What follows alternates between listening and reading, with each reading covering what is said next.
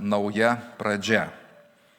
Įžengdami į naujosius metus, natūraliai mes nenorom atsigrėžiam atgal, prisimenam, kas buvo, kas pavyko, kas nelabai, prisimenam ir kažkokius skaudulius, ir taip pat džiaugsmus patirtus. Tačiau Dievo žodis arba tos eilutės, kurią šiandien norėsiu jums paskaityti, mus kviečia ne tik prisiminti savo praeitį, bet ir pasitikėti Dievu dėl savo ateities. Izaijo 43 skyrius, vedanti rašto vieta šio pamokslo sako: Dievas sako Izraelio tautai, bet taip pat tai tinka kiekvienam tikinčiam žmogui ir šiandien, kiekvienam krikščioniui. Ir mums čia yra keletas patarimų labai svarbių. Sako, nebegalvokite apie buvusius dalykus, nekreipkite dėmesio į praeitį. Štai aš darau naują. Čia Dievas sako, štai aš Dievas darau naują. Jau pasirodo, ar nepastebite? Aš padarysiu kelią tyruose ir upės tekės dykumose. Tai nėra raginimas kažkaip tai pamiršti praeitį ar kvietimas ignoruoti ją. Ne, tai tiesiog raginimas neužsidaryti toje praeityje. Nes Dievas, kuris veikia vakar, praeitais metais ir mūsų ankstesniam gyvenime, nėra įkalintas vakarykštėje dienoje ar praeitose metuose.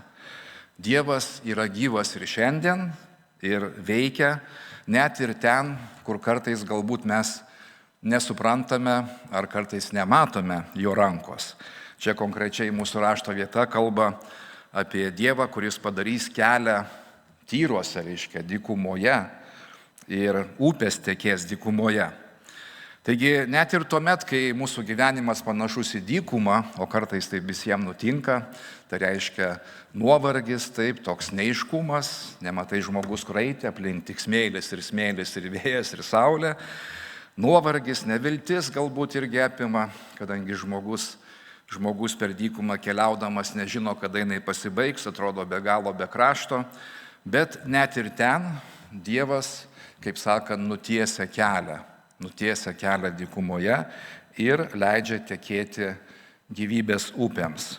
Taigi, pradėdami šiuos metus, įsiklausykime ne vien į savo baimės ir lūkesčius, bet taip pat įsiklausykime į Dievo pažadus. O Dievo žodis ir jo pažadai yra tikri ir galbūt jau tą naują, kad Dievas sako, aš darau naują, jau prasideda ir mūsų gyvenime. Galbūt labai tyliai, labai kukliai, bet kita vertus užtikrintai ateina Dievo pažadai ir pas mus. Taigi tebūna šie metai tokie, kada mes Dievui leisime daryti kažką naują mumyse, mūsų gyvenime ir galbūt per mus, kad Dievas darytų naujus dalykus mūsų širdise ir mūsų tikėjimo kelionėje. O kad tai įvyktų, mums reikia tokių 3 žingsnių. Ir šitą eilutę, kur mes skaitėme, kaip tik juos labai gražiai atskleidžia, labai paprastai. Šiandien ir pamokslas neturi būti sudėtingas, nes toksai šventinis vakaras. Taip, ir tokie 3 dalykai labai paprasti, bet kita vertus mes labai dažnai, galbūt juos net ir žinome, bet dažnai nepraktikuojam savo gyvenime. Užmirštame arba dėl kitų priežasčių. Tai pirmas iš jų, tai tiesiog išmokti paleisti praeitį.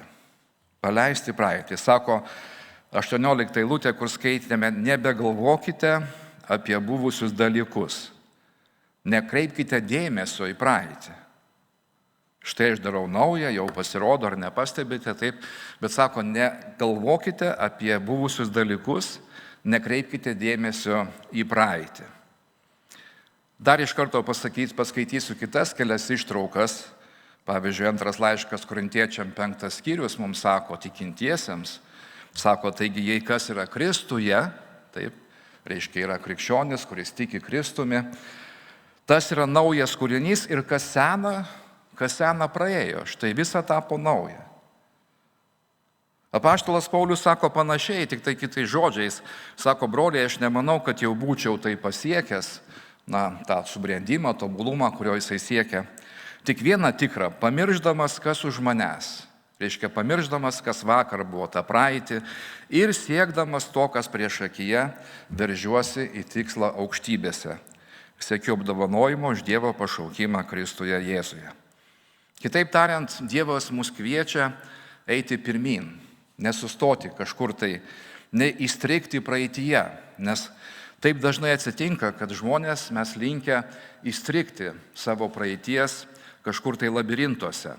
Dievas nori įnešti į mūsų gyvenimą kažką naujo, kažką gero, tačiau prieš tai, kad tas nauja ateitų, mes turime išmokti, nutraukti tuos ryšius, ta prasme, paleisti.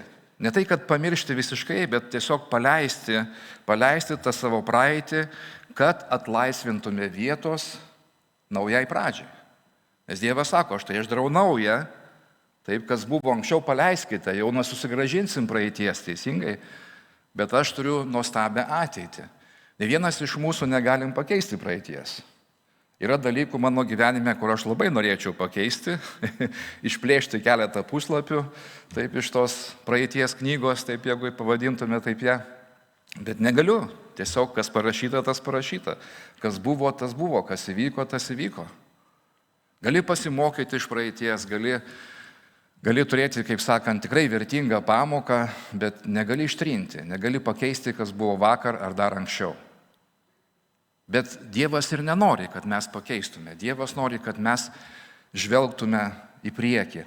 O mes negalėsim žvelgti į priekį, jeigu būsim susitelkę į savo praeitį. Deja, labai dažnai pasitaiko, kad žmonės gyvena praeitim, yra įstrigę savo praeityje. Jie kaip įstrigę savo apgaileistavimo, kažkokio skausmo ar nostalgijos cikluose, kurie neleidžia pamatyti tiems žmonėms, ką Dievas daro šiandien jų gyvenime. Nes jų dėmesys nukreiptas į tai, kas buvo vakar. Ir jie negali pamatyti tai, ką Dievas daro šiandien. Todėl tos eilutėse, kurias skaitėm, Dievas sako, nekreip dėmesio į praeitį. Žodžiu, vėlgi, nereikia ignoruoti praeities, nei kokia buvo, tokia buvo. Bet dėmesys turi mūsų būti sutelktas į dabartį ir į ateitį, o ne į praeitį. Čia man patinka tokia iliustracija, taip pavyzdys. Dauguma važinėjam su automobiliais ir automobiliai turi galinio matymo veidrodėlius. Tai kaip jūs galvojat, ar yra naudinga pažiūrėti į tą veidrodėlį galinio matymo? Ne tik, kad naudinga, tiesiog būtina, taip, būtina pažiūrėti, kad matytum, kas ten yra už tavęs, bet jeigu tu per ilgai užsižiopsosi į tą galinio matymo veidrodėlį, tai tu nematysi, kas vyksta tau palei nosį, priekyje, taip. Ir greičiausiai įvyks avarija. Kažkur nuvažiuosi ne ten, mažiausiai. O galbūt atsitrenksi kažkur, nuvažiuosi į bekelę ar šalikelę ir žodžiu kils problemų. Taigi žvilgtelėti į praeitį yra normalu. Mes nesergam amneziją, taip Dievas nesiūlo čia viską ištrinti, taip užmiršti tą tiesioginę prasme. Bet dėmesys mūsų turi būti sutelktas į tai, kas priekyje, į mūsų kelionės dabartį ir ateitį, kas laukia mūsų ateityje. O jeigu esam įstrigę į tą praeitį, tai tuomet mums tai trukdo, mums tai kliudo. Taigi paleisti praeitį, tas pirmas žingsnis, nereiškia jos pamiršti ar apsimesti, kad nieko nebuvo, nieko neįvyko, taip. Tai labiau primena tokį galbūt emocinį išsilaisvinimą, taip, procesą, kurio metu mes neleidžiame, kad praeities įvykiai kontroliuotų mūsų dabartinę savijautą, sprendimus ir juo labiau ateities planus. Žinot, kaip upė teka, srovė neša vis tolyn ir tolyn tos vandenis, taip ir laiko upė teka vis tolyn. Bet kartais pastebėjote, vat upėse, kai žvejojate ar iškilaujate, kartais yra tokie užutekiai, kur reiškia, srovė nepatenka ir ten užsistovi tas vanduo, jisai net ten įrūksta. Ir va ten, reiškia, ta tokia padėtis, kai žmogus kartais įstringa praeities šešėliuose ir jam tai neleidžia eiti pirmyn. Neleidžia kaip sakant, ta praeitis kontroliuoja jo dabartį. O kas praeitie buvo kiekvieno iš mūsų gyvenime? Aš galiu pasakyti labai pranašiškai ir tiksliai. Taip, kiekvieno iš mūsų praeitie buvo kažkas gera ir kiekvieno iš mūsų praeitie buvo tikrai kažkas bloga. Ar taip, sutinkat su manim? Ar yra gal tokių, kurių praeitie buvo vien tik tai gera? Pakelkit ranką, aš tai nekelsiu. Ne, gera buvo, taip, bet buvo ir bloga. Vėl, ar yra tokių, kur buvo vien tik bloga jūsų gyvenime? Na, tikrai ne, buvo ir daug gerų dalykų. Ir kada Viešpats sako paleisti praeitį, tai reiškia paleisti ir tai, kas gera buvo, bet lygiai taip pat ir tai, kas bloga buvo.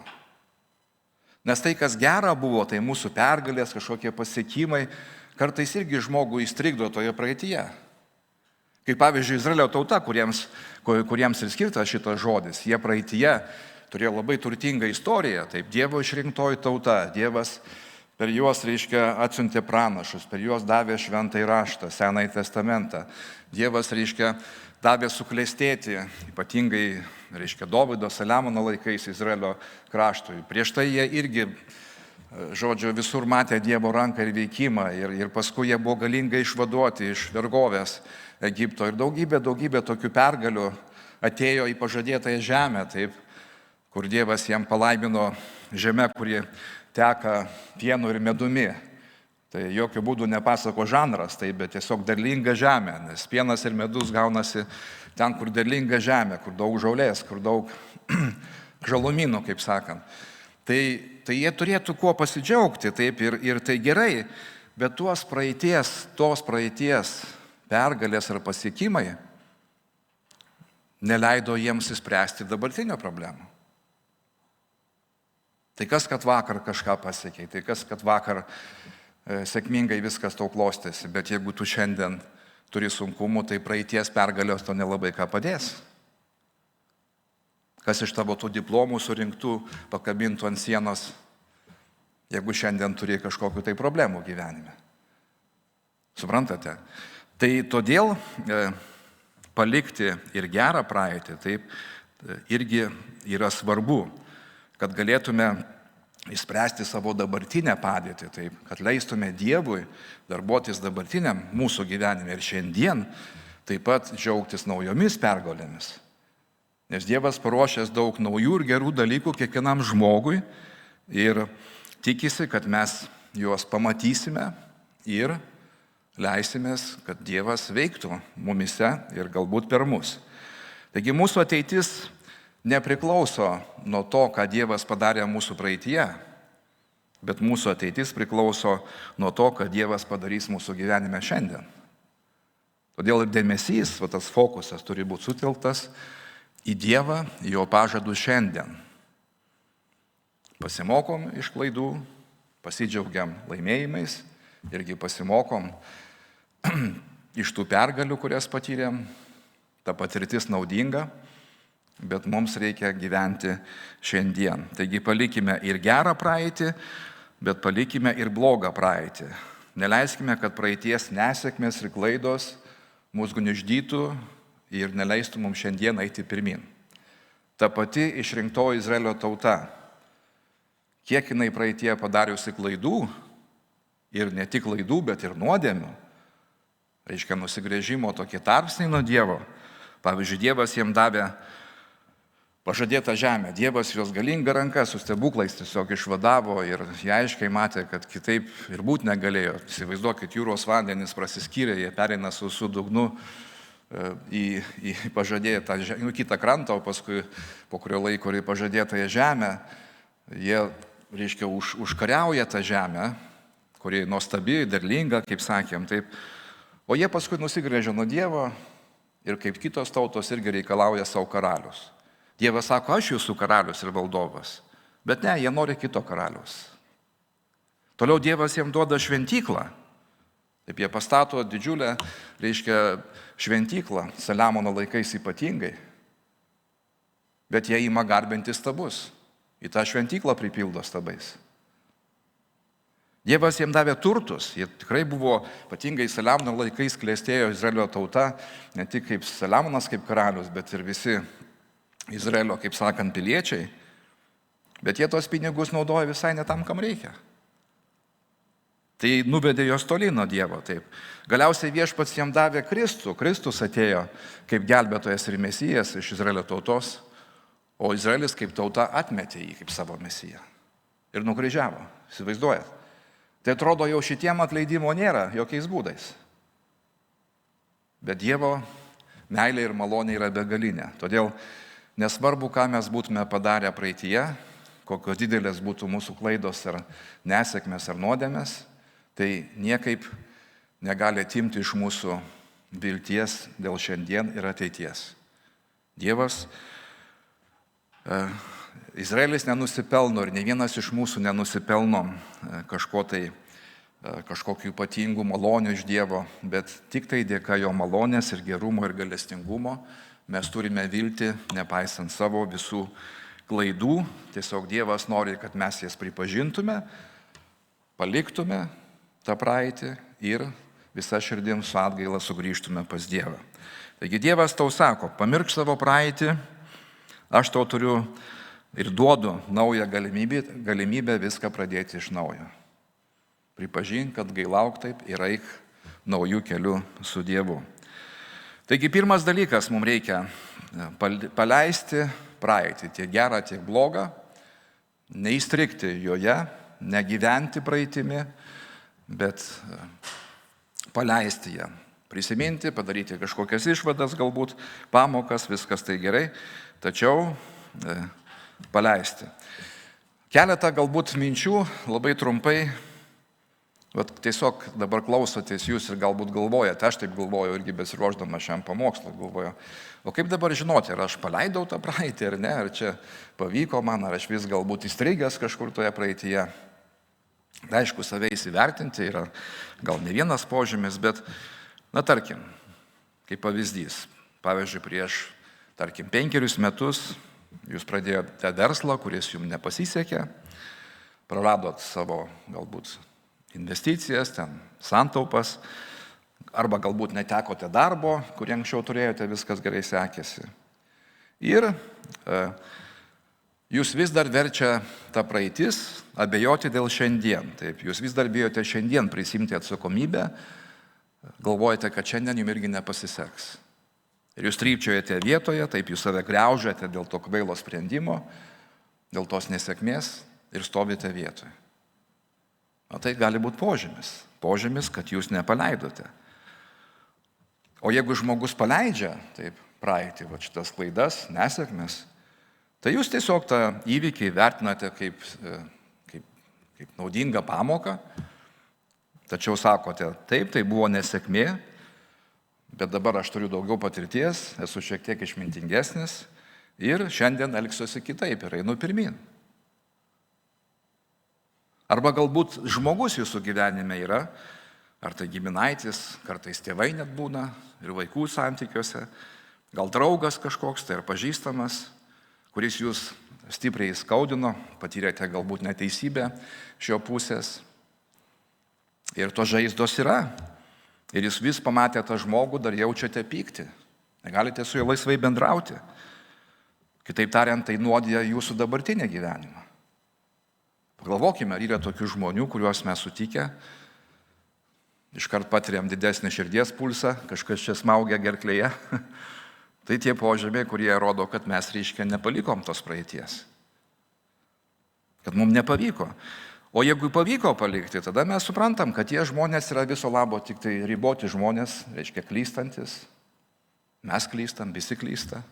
Ir jie klysta, visiškai kitaip žiūri. Jie galbūt nemokėjo geriau, gal jiems neišėjo, gal jie nesuprato kažko tai. Ir jūs nebesitikit iš jų net kažkokio tai atsiprašymo ar tobulumo. Tiesiog jūs priemate tą žmogų tokį, koks jis yra. Tada jūs esat laisvas, suprantat? Neįstrigęs savo praeities nuoskaudose.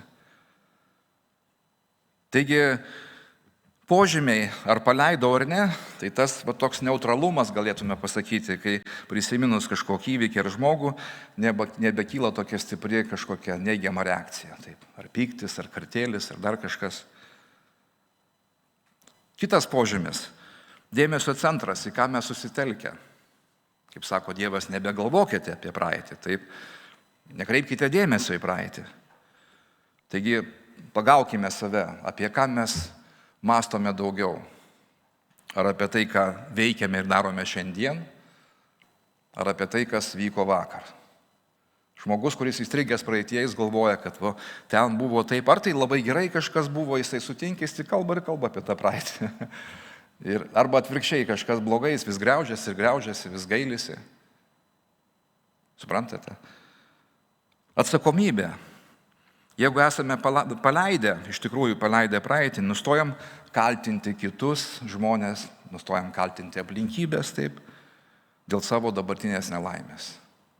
Ir atvirkščiai mes matom daug žmonių, turbūt jūs irgi sutiko tokių, kurie visus kaltina ir viską dėl praeities. Ir valdžią, ir savo vyrą, ir žmoną, ir savo vaikus, ir savo draugus, ir savo bažnyčią, ir viską. Visi kažkas tai kaltas dėl to, kad jam dabar yra negerai šiandien. O tai stiprus požymis, kad tas žmogus nepaleido praeities. Jisai įstrigęs taip, tame laiko tarpe, jisai vis sukasi tuose, rūksta savo tuose praeities sultise, taip galim pavadinti. Ir kita vertus, jeigu žmogus paleidžia, nustoja kaltinti kitus ir taip pat netgi pradeda jausti atjautą tiem žmonėms, kurie jį įskaudino arba kažkaip susiję su jo nesėkme. Tai tie požymiai, čia tik tai toksai mažas žvilgsnelis, aišku, čia platesnė tema galima tyrinėti, tačiau faktas išlieka faktu, kad jeigu norim naujos pradžios, turim palikti praeitį, seną praeitį, tai kas buvo. Ir dėmesį sutelkti į ateitį. Dabar toliau, antras dalykas. Pirmas, palikti praeitį, antras, suprasti dabartį. Jeigu norim, kad Dievas veiktų mūsų gyvenime, duotų naują pradžią, mums taip pat suprasti svarbu ir ne tik suprasti, bet pamatyti, išvelgti, kaip Dievas veikia šiandien mano gyvenime. Gerai, jeigu aš matau Dievo ranką praeityje, kaip Dievas mane išgelbėjo, kaip Dievas mane apsaugojo, kaip Dievas mane, aprūpino. Tikrai turim savo istorijų kiekvienas, kur galėtume pasakoti ir galbūt net knygas parašyti, kaip Dievas vienaip ar kitaip pamokė mus, jeigu reikėjo, taip sudrausmino. Bet, kaip sakėm, nereikia įstrigti tame, reikia taip pat sutelkti dėmesį, ką šiandien Dievas daro mano gyvenime. Taip. Ir žiūrėkite, čia sako, nekreipkite dėmesio į praeitį, ta pati ištrauka. Ir štai aš, Dievas darau naują. Ir jau pasirodo, taip, tas samasis laikas jau pasirodo, ar nepastebite.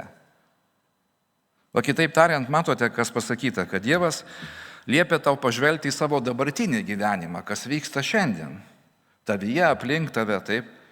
Ir Dievas sako, aš kažką darau naujo, taip, nauja pradžia jau čia pat, jau galbūt tyliai, ramiai tas vyksta. Gal Dievas jau pradėjo tavo darbą tavyje, tačiau klausimas, ar tu tai matai? Sako, jau tai vyksta, taip, jau reiškia pasirodo, jau yra tos užuomazgos, tačiau ar jūs tai pastebite, klausimas, taip, ar mes tai pastebim?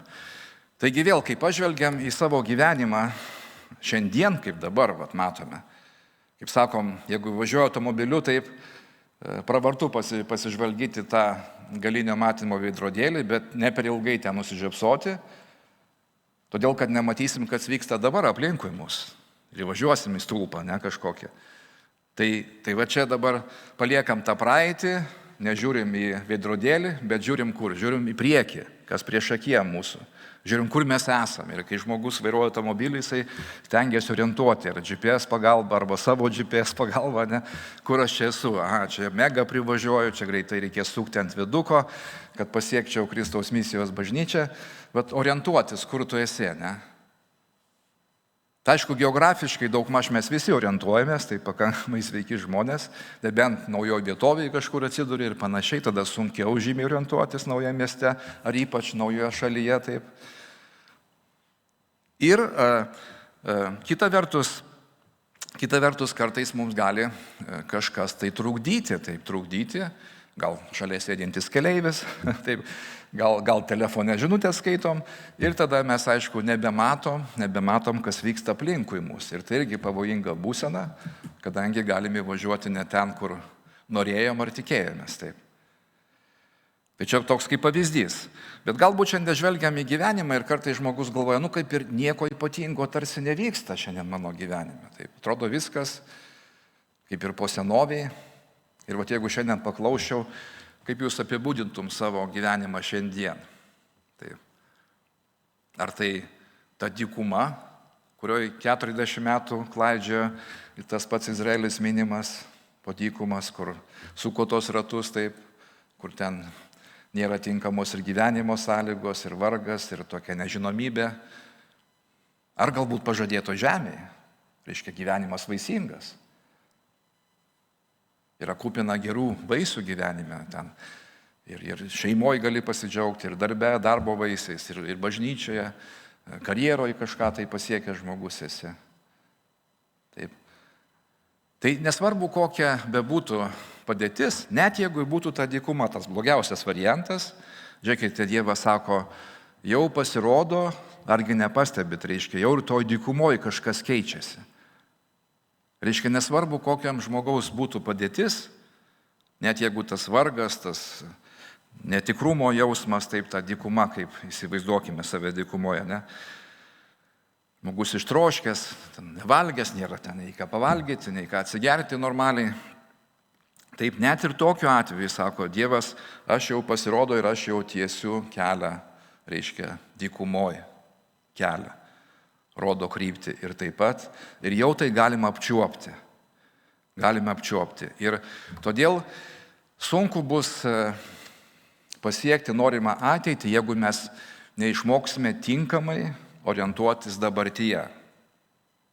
Ta prasme, ir aš labiausiai kalbu ne geografiškai, bet tą dvasinę prasme, orientuotis Dievo atžvilgiu.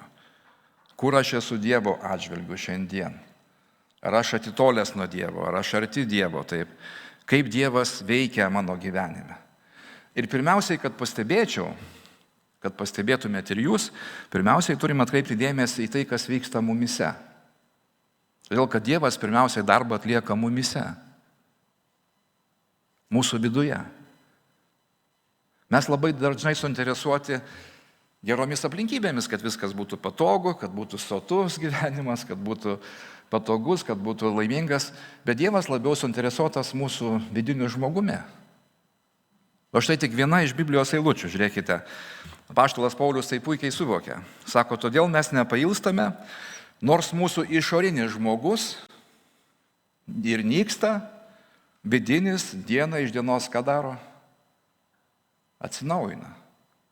Galėtume sakyti vidinis metai iš metų, taip ir 25 ir 26 metais, ir diena iš dienos, ir pirmadienį, ir antradienį, ir sekmadienį atsinaujina. Nors išorinis ir nyksta. Ką reiškia, kad išorinis nyksta? Tai ir sveikata prastėja.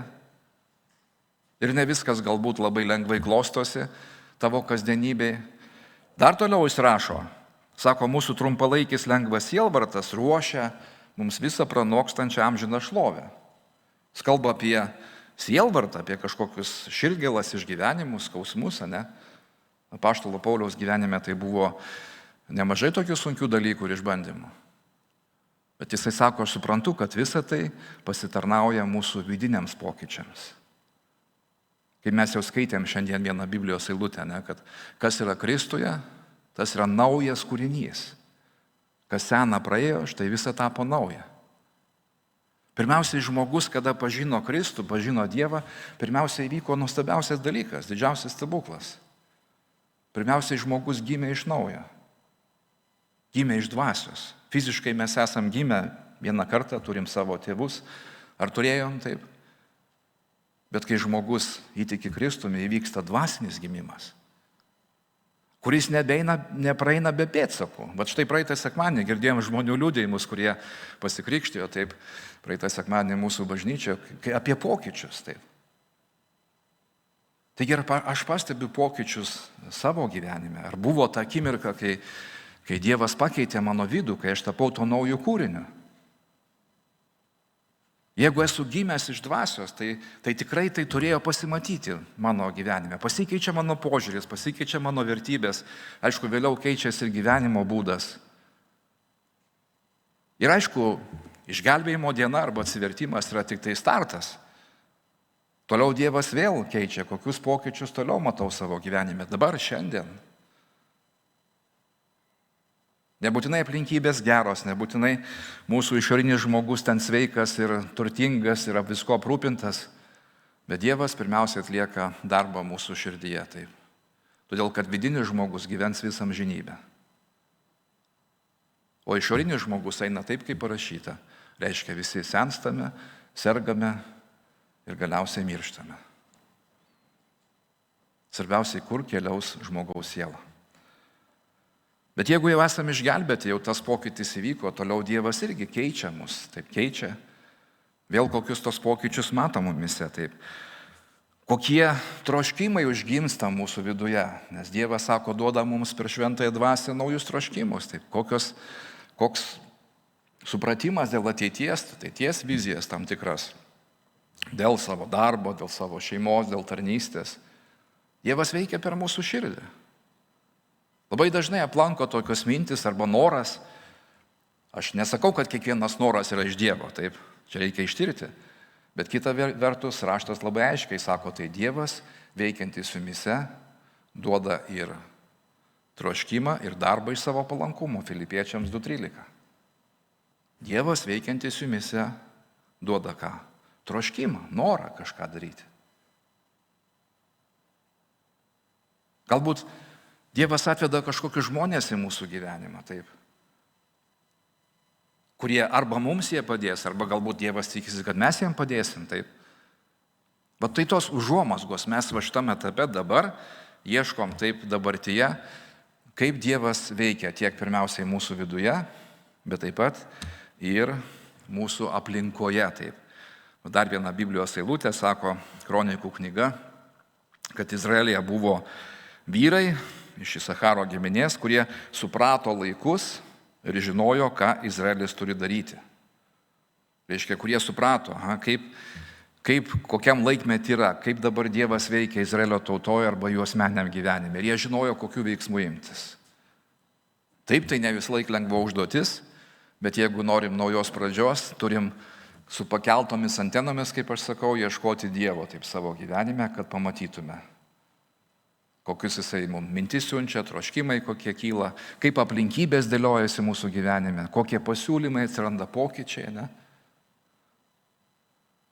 Žiūrėkite, žmogus galbūt pasiūlo jam kažkur tai, nežinau, į pokalbį dėl darbo susitikti, ane Rūta, kai buvo visai netikėtai.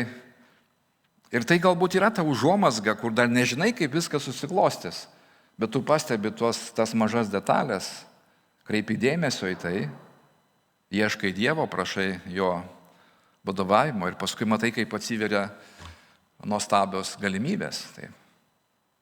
Ir nuostabios perspektyvos dėl ateities. Aš net nebejoju, kad šiandien Dievas ruošia kažkam galbūt naują darbą, kažkam naują tarnystę, kažkam sukurti naują šeimą, kažkam, nežinau, vykti naujas misijas, ar remti kažkaip tas misijas, ar kažkokių kūrybinių darbų naujų. Erika šypsosi gale. Tai Dievas veikia tikrai. Ir tai, aišku, iš pradžių galbūt nežinai dar, kaip atrandi tuos užuomazgas. Tu nesi tikras, bet tu atrandi, kad kažkas tai vyksta. Ir Dievas sako, taip, sako, žiūrėkite, aš jau darau visą naują, jau pasirodo, jau reiškia yra į tai, ką galime atkreipti dėmesį ir pamatyti. Bet klausimas, ar mes tai pamatome. Taip. O kodėl mes kartais nematome taip ir neižvelgiam tos Dievo rankos, kaip mes sakome, savo gyvenime? Todėl, kad kartais per daug būnam užsiėmę savo. Neieškom Dievo valios, bet užsiėmę per daug savo darbais, savo norais, savo planais. Mato, tikintis žmogus klausia, Dieve, kokį tu turi planų mano gyvenime? O toks, kaip pasakyti, popierinis tikintysis krikščionis. Jis sako, Dieve, aš turiu planų, aš juos surašau, ateik ir palaimink juos. Dievas sako, tavo planai pats ir laimink juos. Ne? Ir paskui tada žmogus pyksta, tai kur tas Dievas, kur jisai žiūri, aš prašiau, jis mane nepalaimino, nepavyko man tas verslas. Arba dar kažkas tai. Bet čia turim būti sąžiningi su savimi, ar aš klausiu Dievo, ar tu mane čia, Dieve, vedi šituo keliu, ar tikrai tavo valia, ar tikrai aš teisingais būdais bandau tai pasiekti, ar dabar tas tinkamas laikas. Tai va čia kartais nepastebim todėl, kad esam per daug pasinėrę į savo gyvenimą, darbą, malonumus. Neturime laiko kitą kartą sustoti ir pamatyti, ką Dievas daro mumise ar aplinkui mus. Ir todėl praplaukiam pro šalį, kaip sakant.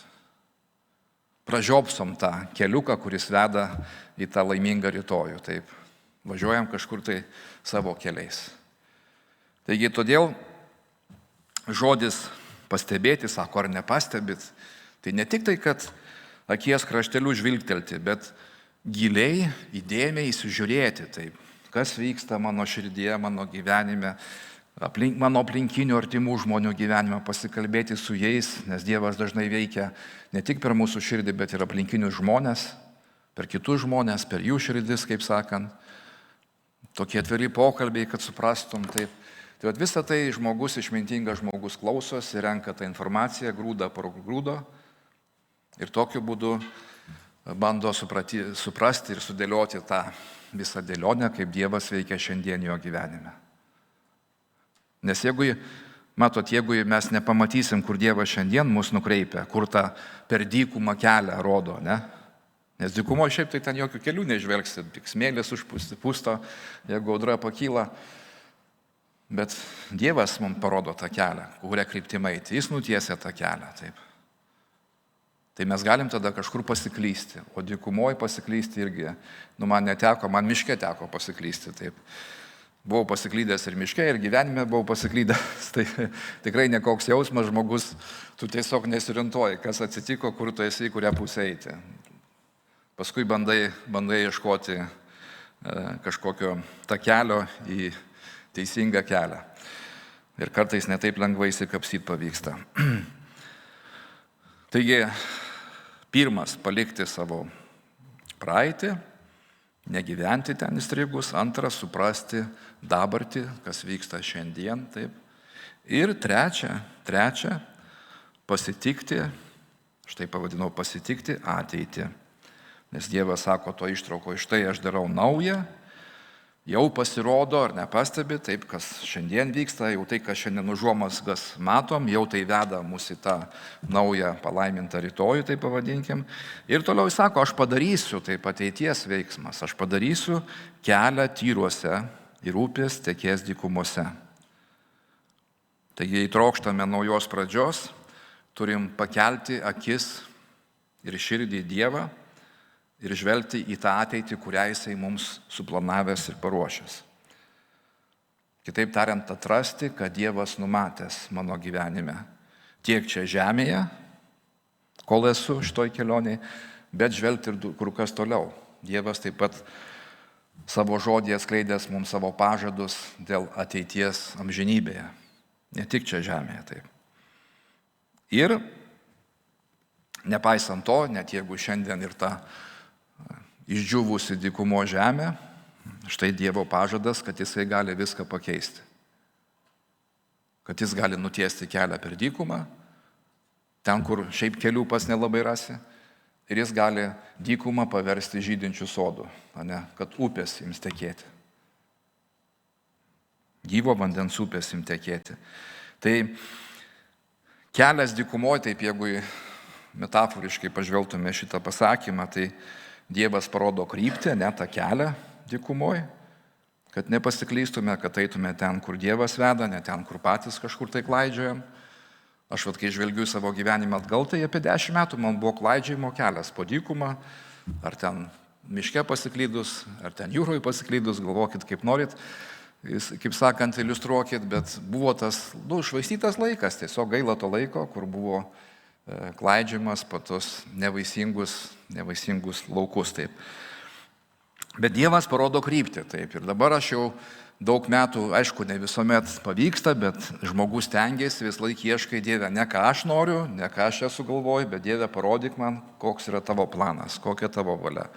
Dėl šeimos, dėl bažnyčios, dėl tarnystės, dėl visur kitur. Visose gyvenimo reikaluose. Taip, jeigu kartais suklysti, o taip atsitinka, mes visi esame žmonės, tai vėl, ką reikia daryti pasiklydus kelionėje. Aš atsimenu, vieną kartą grįžinėjome iš Rygos, važiavau į Uteną, o kažkaip naktis buvo tamsu, ženklą pražiopsojau, nuvažiavau į Rokiškę. Tai žiūrėjau, Rokiškės netoli. Tai aišku, gaila to kilometrų, laiko išvaistyto, bet teko apsisukti ir grįžti į savo tikslą, į namus šiuo atveju, į Uteną, kur gyvenau tuo metu. Taip. Tai tiesiog reikia grįžti atgal, jeigu kažkur suklystam. Taip. Mes matom tokie didieji vyrai kaip Abromas, kuris, reiškia, Dievo pašauktas keliavo į pažadėtąją žemę. Jis irgi buvo nusukęs į šalį, į Egiptą, šiek tiek pagyventi, bet paskui grįžo vėl atgal prie to taško, nuo kurio buvo nupuolęs, kaip sakant, vėl grįžo atgal. Taigi visada galim grįžti pas Dievą. Kol dar šitoje žemėje esam, taip yra vis laik galimybė grįžti. Ir iš tikrųjų Dievas laukia. Tai va kelias dykumoje, o upeliai arba tos upės dykinėje, tai kas? Upė tai ką, žiūrėkit, jinai duoda, jeigu taip metaforiškai pažvelgtume, dykumoje nėra vandens, niekas neauga, ne? Bet jeigu teka ten upė, tai kaip tik tada žemė tampa derlinga, palaisto ten visokius augalus ir panašiai, kurie ima nešti vaisių, tai gaunasi kas? Galim pasakyti, metaforiškai reiškia, kad būtent tos upės, tai reiškia, duoda mums, Dievas ne tik kryptį parodo, bet taip pat duoda mums ir energijos, ir gyvybės, ir noro, ir jėgos, nes upės ir jėga yra, taip, kuri plukdo tos vandenis. Tai Dievas, kada parodo kryptį žmogui, taip jisai ne tik tai atskleidžia mums tuos ateities planus, kuriuos numatęs mums tiek šito žemiško kelionėje, tiek amžinybėje, bet jis taip pat duoda tos gyvybės upės, tos šventosios dvasios jėgos ir energijos ir gebėjimų ir visko, ko reikia įgyvendinti Dievo ketinimus. Taip. Taigi, kai Dievas pradeda naują dalyką mūsų gyvenime, jisai ragina mus pamatyti taip. Nes Dievas ir šiandien veikia, tikrai veikia. Aš net nebejoju, veikia kiekviename iš mūsų.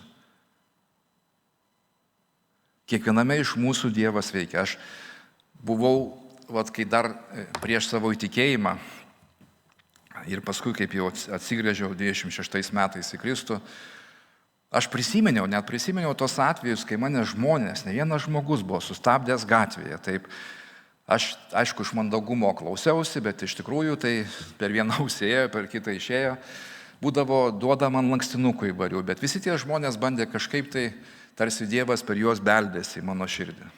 Bet aš vis buvau užsiėmęs savo dalykais, visais savo planais, savo darbais, savo malonumais ir visais kitais dalykais.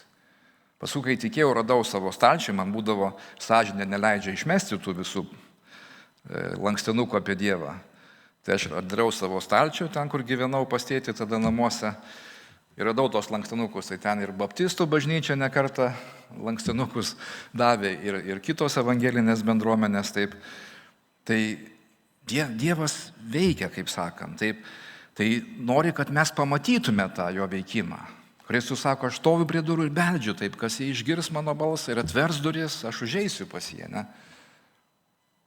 Bet mes kartais būnam akli dvasiškai, kurti dvasiškai, negirdim, nematom, nenorim matyti, todėl kad kiti garsai, kiti vaizdai pagauna visą mūsų dėmesį ir mes neieškom Dievo.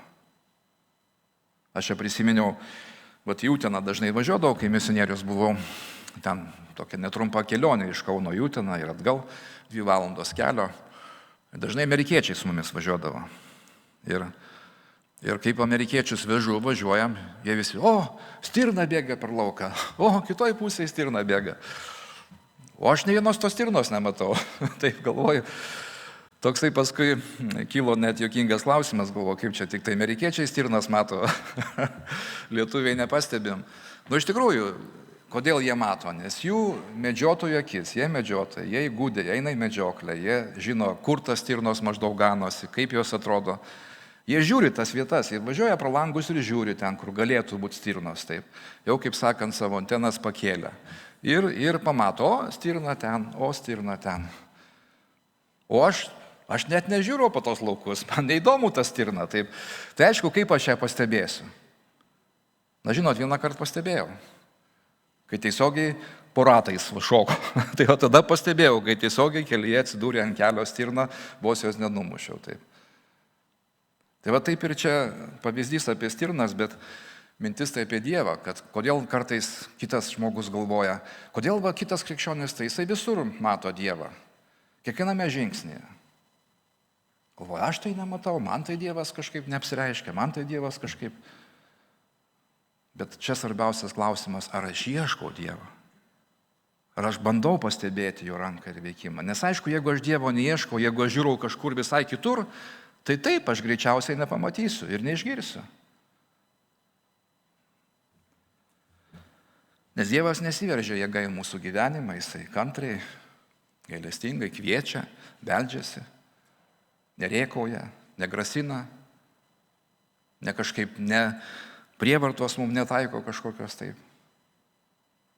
Kartais galbūt leidžia patirti kažkokius sunkumus, kaip kad ir man buvo. Prieini liepto galą ir pasigalvoju, nežinau, ką toliau daryti, kaip čia toliau gyventi, kažkokia aklavietė. Tada jau žmogus pakeli galvą į viršų, Dieve padėk. Tai vad, Dievas pradeda naują dalyką, jis tikrai veikia ir mumise, tai tiesiog reikia įsiklausyti ir į savo mintis, ir į savo širdį. Reikia skaityti, atsiversti Dievo žodį, šventąjį raštą. Čia yra Dievo žodis, per kurį jis kalba mums. Praleisti laiką maldoje su Dievu, paklausti jo, ne tik tai jam išsakyti savo norus, tarsi jisai būtų auksinė žuvelė kažkokia. Galim norus išsakyti, tai, bet turim suprasti, kad jis viešpats, aš tarnas, net atvirkščiai. Dievas nėra mano tarnas, kad mano užgaidas įgyvendintų. Ne, aš esu jo tarnas ir aš jo norus vykdau. Bet tie jo norai yra palaiminimas ir man. Taip. Tai kad pamatytume jo veikimą ir dar daugiau, Dievas tą daro naują ir kad kviečia mus prisijungti prie jo tų darbų, kad mes būtume kaip jo krikščionis, kaip jo žmonės, kaip jo bažnyčia ir dalyvautume tuose Dievo darbuose.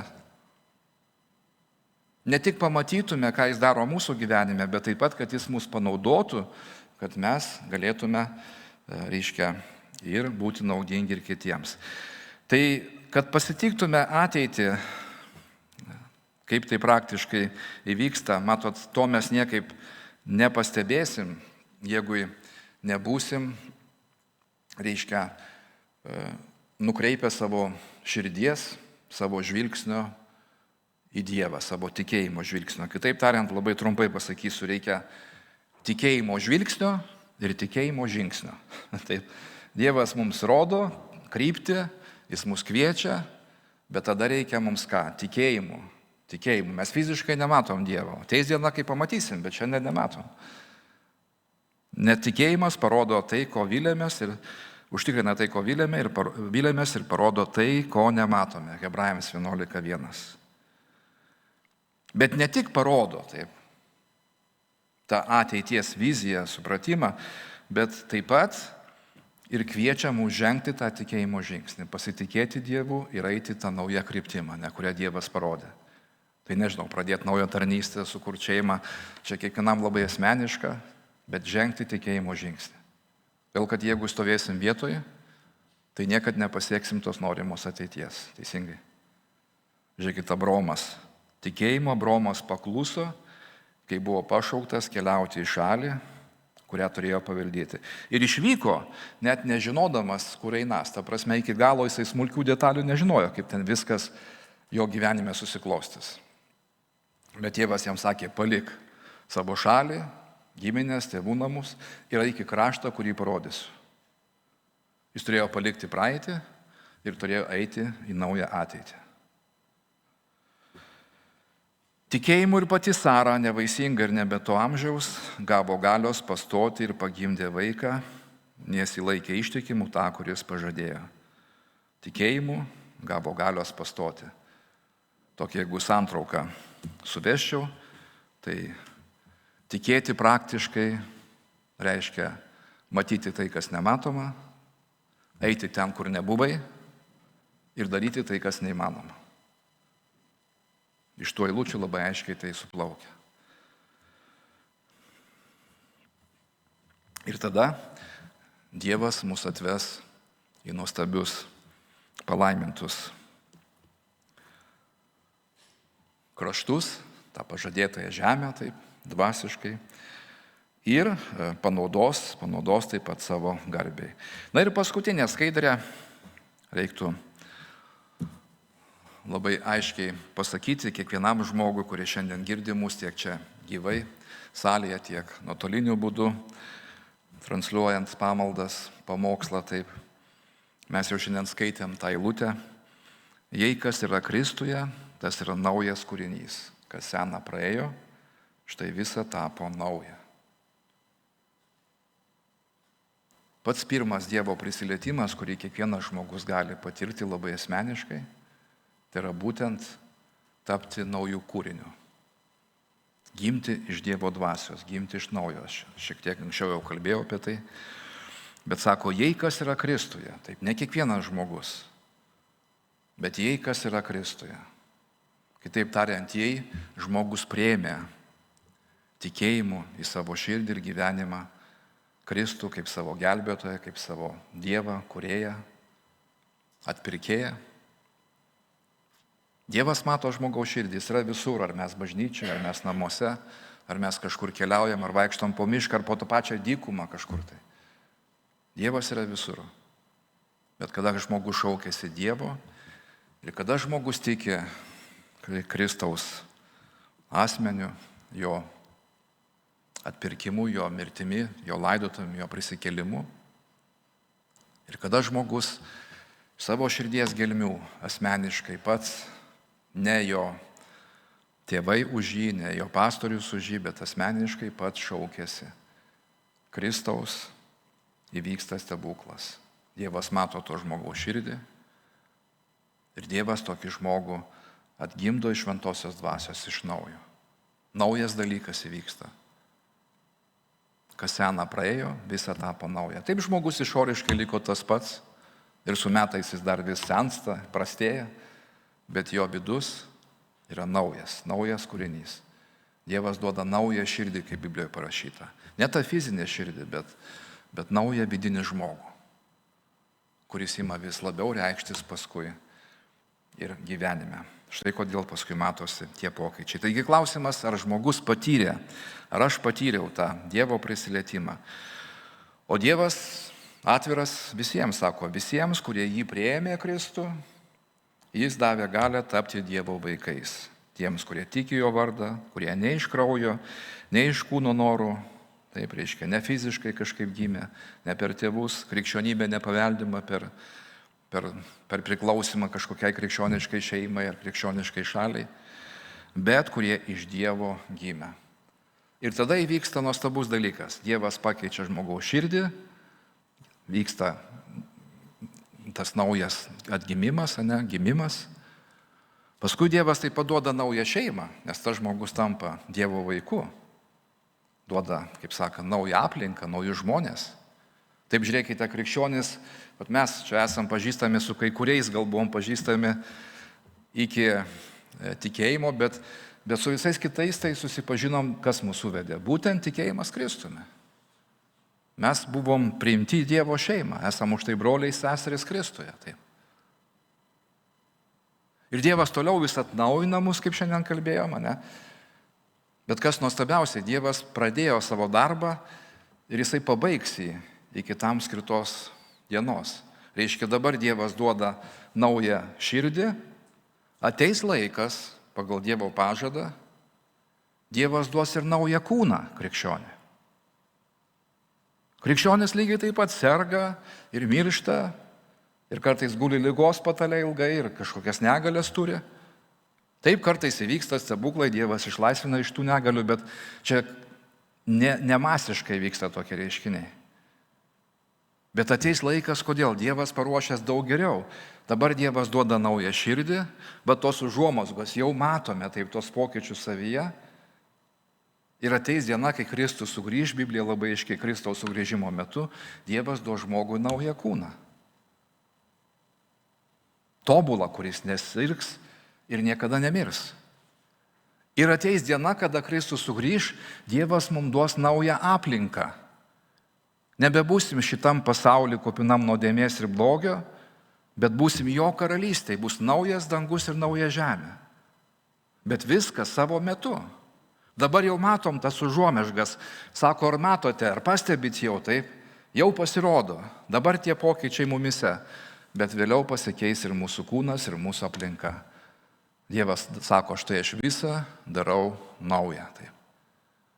Todėl pirmiausiai ir svarbiausiai, ką mums reikia pasirinkti ir apsispręsti šitoj žemiškoj kelionėje, ar aš matau savyje tos išgelbėjimo požymius, ar aš tikrai esu Dievo vaikas, ar aš esu gimęs iš naujo žmogus.